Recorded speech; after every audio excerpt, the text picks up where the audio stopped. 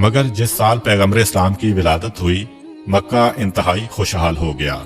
लेकिन मक्के के बाहर अभी तक कहत पड़ा हुआ था, जिसकी वजह से आसपास के जो कबीले थे वहां से लोग रोजगार के लिए मक्के आ रहे थे। जहां एक तरफ मक्का में कहत नहीं है और गल्ला कसरत के साथ है, मगर दूसरी तरफ एक परेशानी खड़ी हो गई कि उसी जमाने में मक्के में एक वबाई बीमारी फैल गई थी। खासतौर पर बच्चे उसकी लपेट में बहुत जल्दी आ रहे थे। एक से दूसरे और दूसरे से तीसरे घर में ये बीमारी फैलती जा रही थी। तो ये दो सबब पैगंबर अकरम की विलादत के फौरन बाद पहले हफ्ते में पेश आए। पैगंबर अकरम को परवरदिगार आलम ने हर मुसीबतों परेशानी से दूर किया था, मगर वालिदैन तो परेशान होंगे। और दूसरी बात कि मक्के के बाहर से जो लोग रोजगार की तलाश में आ रहे हैं, उनकी मदद करना भी जरूरी है। और तीसरी बात, जैसा कि पहले जिक्र हुआ है कि यहूदी जासूस ये देखने के लिए कि आखिरी रसूल पैदा हुआ है कि नहीं, मुसलसल मक्के आ रहे हैं। इन हालात में अब जितना जल्द पैगंबर इस्लाम को मक्के से मुंतकिल किया जाए, उतना ही ज़ाहिरी एतबार से रसूल की हिफाजत के लिए बेहतर है। अगरचे अल्लाह ताला जाहिर रखकर भी पैगंबर की हिफाजत कर सकता था, लेकिन गैबत में ले जाने में भी अल्लाह की मसलहत है। 7वें दिन पैगंबर इस्लाम का अकीका होता है। अकीके वाले दिन सुबह के वक्त जनाब आमिना अपने बिस्तर पर लेटी होती हैं कि यकायक एक बशारत होती है। जनाब आमिना जो पैगंबर इस्लाम की वालिदा हैं और दीन इब्राहिमी पर हैं, इतना तो समझ सकती हैं कि बशारत क्या है। ये जो आवाज आ रही है, ये कहाँ से आ रही है। बहरहाल उन्हें ये बशारत होती है कि अपने बच्चे को उस औरत के हवाले करना जिसका नाम हलीमा सादिया है। अकीके के अगले दिन यानी विलादत के 8वें दिन पैगंबर इस्लाम को मक्के से मुंतकिल करना है।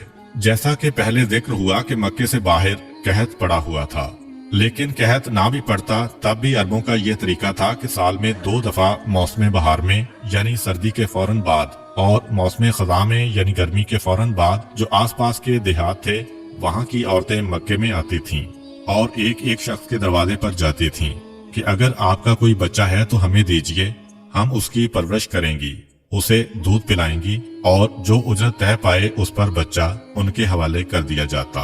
तो मुसलसल कहत के जमाने में तो और ज्यादा औरतें आ रही थीं। 8वें दिन जनाब अब्दुल मुत्तलिब अपने गुलाम को बुलाकर कहते हैं कि जाकर मक्के के बाजारों में, गलियों में और जहाँ ये औरतें जमा होती हैं वहाँ जाकर मालूम करो कि क्या कोई ऐसी औरत है जो मेरे इस बच्चे को ले जाने के लिए तैयार हो। इधर गुलाम गया, उधर जनाबे आमिना की कनीज आती है और कहती है कि हमारी मलका आमिना ने यह दरख्वास्त की है कि आप जिसका भी इंतखाब करें, एक दफा उसे मेरे पास जरूर भेज दीजिएगा। मक्के से कुछ फासले पर कबीला बनी साद अरब का एक बहुत बड़ा कबीला था। बीबी हलीमा का ताल्लुक उसी कबीले से था, इसी निस्बत से नाम हो गया हलीमा सादिया। जनाबे हलीमा सादिया कहती हैं कि हम लोग अपने दस्तूर के मुताबिक साल में 2 दफा मक्के जाते थे और जाने के बाद वहाँ के साहिबाने दौलत और जो सरदार हैं उनके बच्चों को लेकर आते थे। इस साल हमें जाने की जल्दी थी क्योंकि हमारे इलाके में कहत शदीद से शदीद होता जा रहा था। जाएंगे तो किसी साहिब दौलत का, किसी सरदार का बेटा मिलेगा तो हमारी परेशानी दूर हो जाएगी। चुनांचे हमारा काफिला निकला, सारा कबीला एक साथ चल रहा है। पूरे कबीले का एक ही पेशा है, मर्द और औरतें सब साथ जा रहे हैं। जनाबे हलीमा सादिया कहती हैं कि मैं इस पूरे सफर में बेहद परेशान रही, इसलिए कि मैं जिस सवारी पर सवार थी वो एक गधी थी और बीमार थी, उससे चला नहीं जा रहा था, बड़ी सुस्त रफ्तारी से चल रही थी। अब मैं भी शर्मिंदा के कबीले वाले मेरी वजह से परेशान हैं। कबीले वालों के आपस में ऐसे ताल्लुकात हैं कि किसी को छोड़कर कबीला आगे भी नहीं बढ़ सकता। मेरे सुस्त जानवर की वजह से सारे कबीले को आहिस्ता आहिस्ता चलना पड़ रहा है। अब अगरचे कोई जुबान से नहीं कह रहा, लेकिन मुझे मालूम है कि उन सब को जल्दी है कि मक्के जाएं और पैसे लेकर आएं ताकि उनकी जिंदगी में राहत व आसानी आए। दूसरा मेरा मसला ये था कि कहत की वजह से मेरे पास खाने के लिए तो कुछ था नहीं, अपनी ग़िज़ा के लिए फकत एक ऊँटनी थी, उसका दूध निकाल के हम लोग पिया करते थे। मगर आज के दिन ऊँटनी भी बीमार थी और उसके पास दूध भी ज्यादा नहीं था। बहुत थोड़ा सा दूध जो हम कभी उसके थनों से निकालते थे वो हम सब इस्तेमाल करते थे और सब भूखे रह जाते थे। हालात ऐसे हैं कि कोई किसी से कुछ मांग भी नहीं सकता। और तीसरी परेशानी मेरे साथ ये हुई कि खुद मेरी गोद में जो बच्चा था उसको पिलाने के लिए भी मेरे पास दूध नहीं था। اس لیے کہ میرے دائیں سینے میں دودھ بالکل خشک ہو چکا تھا۔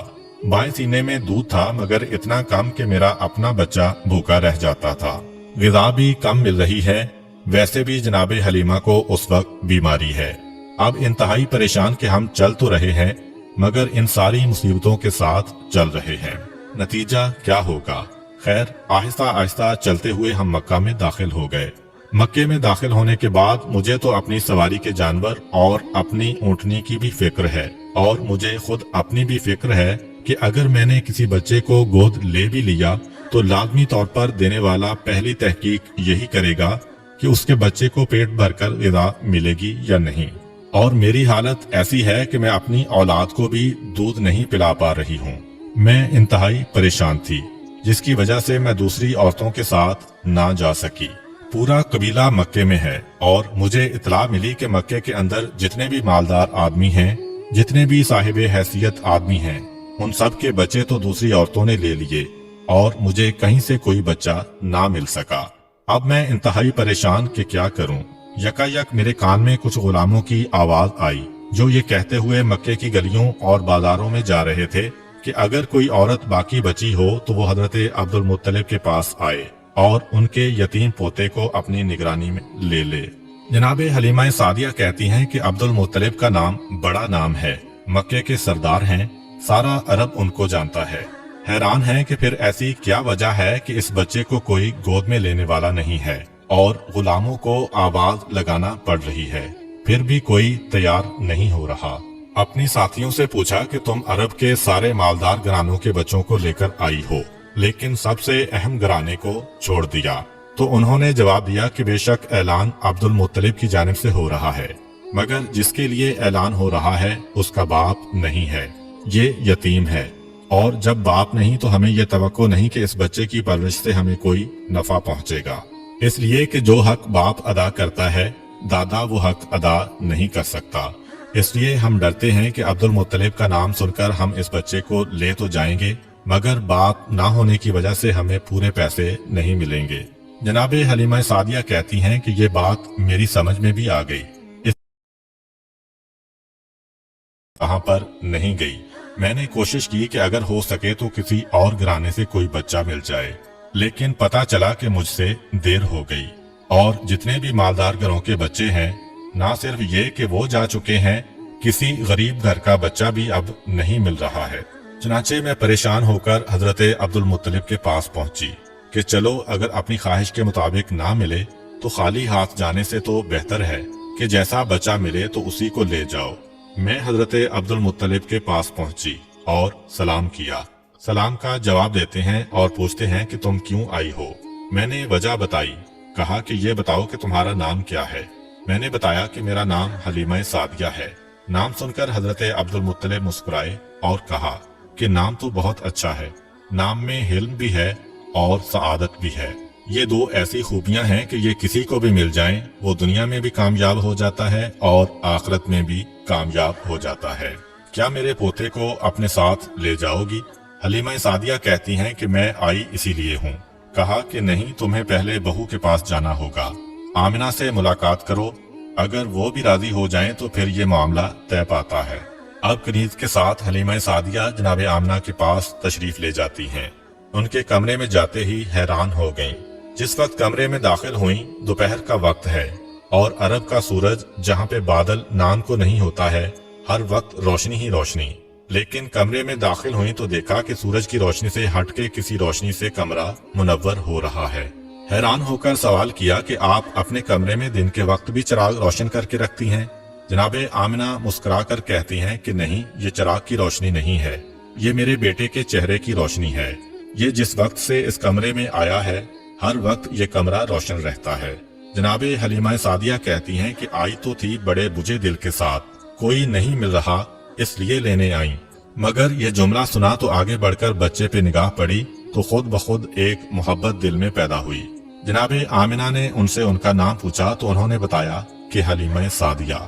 جناب آمنہ نے کہا کہ بے شک مجھے اسی کی تلاش تھی، اب یہ بچہ تمہارے سپرد ہے، اس کی حفاظت کرنا۔